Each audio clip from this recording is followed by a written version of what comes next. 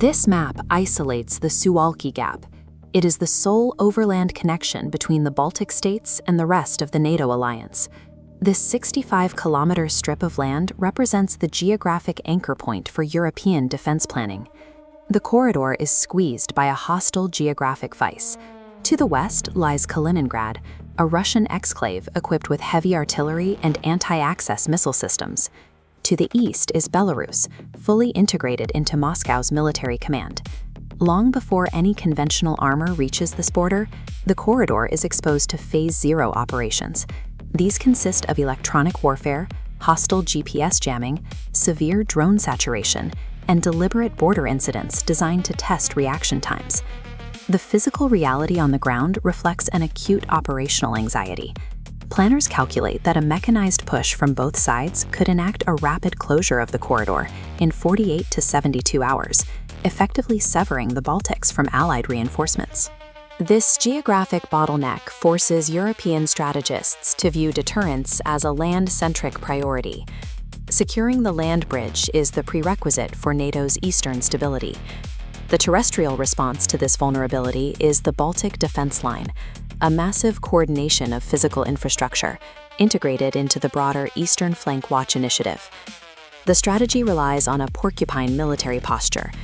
By concentrating dense, heavily armed units and physical obstacles at the border, the goal is to severely slow an attacker and punish any advancing force.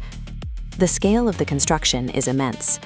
Estonia alone plans to embed 600 defensive bunkers along its border, while Poland is engineering a continuous 180-kilometer physical and electronic barrier.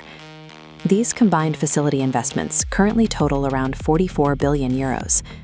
Yet military estimates suggest a comprehensive defense of NATO's eastern flank would require closer to 1.2 trillion euros. The financial asymmetry is stark. However, a multi-billion euro wall is strategically irrelevant if the adversary bypasses the land. While Europe fortifies the surface, Russia is routing its primary hybrid offensive through the seabed. To understand the threat to the Suwalki Gap, we have to look hundreds of miles north, dropping into the freezing depths of the Barents Sea. Operating out of Olenia Bay on the Kola Peninsula is Russia's 29th Submarine Division. This unit is run by GUGI, the main directorate of deep-sea research, a secretive branch of the Russian Ministry of Defense. GUGI is responsible for deploying the Harmony-S network. This is a system of robotic autonomous bottom stations covertly installed directly onto the ocean floor by specialized submarines. These listening stations are powered by isolated undersea nuclear reactors. This allows the network to operate in silence with near infinite endurance, requiring no surface resupply.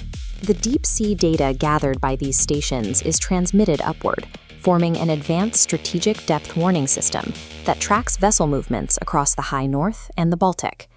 This abyssal data populates Russia's integrated command systems.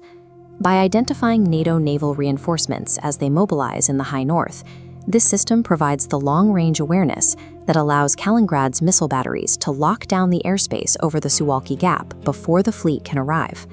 NATO relies on a massive technological countermeasure to the Harmony threat, utilizing systems like Project MAINSAIL and the Horizon Europe-funded Vigimar initiative.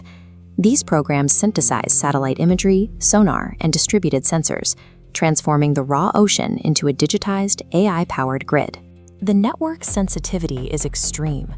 NATO recently isolated the specific acoustic signature of a single ship's anchor hitting the seabed, immediately relaying that data to the surface. This provides Allied commanders with real-time, 360-degree maritime awareness, reducing the time between a deep water anomaly and a surface warning to minutes. The baseline assumption of modern naval defense rests on this capability. NATO operates with the belief that it possesses technological visibility and can track physical actions in the water column. But Russia navigates around this surveillance using a two-tiered maritime approach. They separate their operations into a deniable commercial shadow fleet and state-commissioned naval vessels. If a vessel is part of the shadow fleet, like the recently seized MT Dana, NATO forces can use the stateless vessel principle under UN Clause Article 110 to legally intercept and board it for flying a false flag. This surveillance system meets a hard legal barrier when encountering the Yantar problem.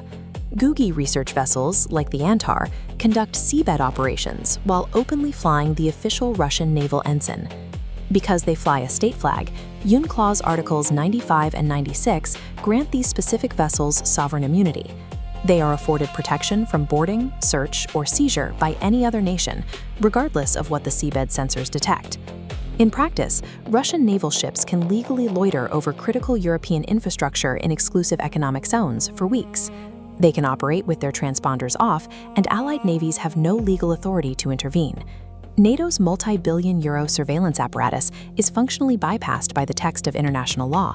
Detection without legal jurisdiction is just passive observation. While GUGI vessels enjoy surface immunity, any kinetic action they take, like actively dropping an anchor onto a cable, risks immediate diplomatic escalation. To avoid this, Russia is shifting its kinetic operations below the legal jurisdictions of the surface. This operational shift requires extra-large unmanned underwater vehicles, or XLUUVs, specifically platforms like the Sarma and Vityaz D drones. These drones are designed for deep-water endurance. Their modular architecture allows them to operate under the ice cap for extensive periods, independent of human oversight. Deploying these autonomous vehicles requires massive, specialized host submarines. These modified subs act as submerged launch pads, releasing the drones far below the reach of surface patrols.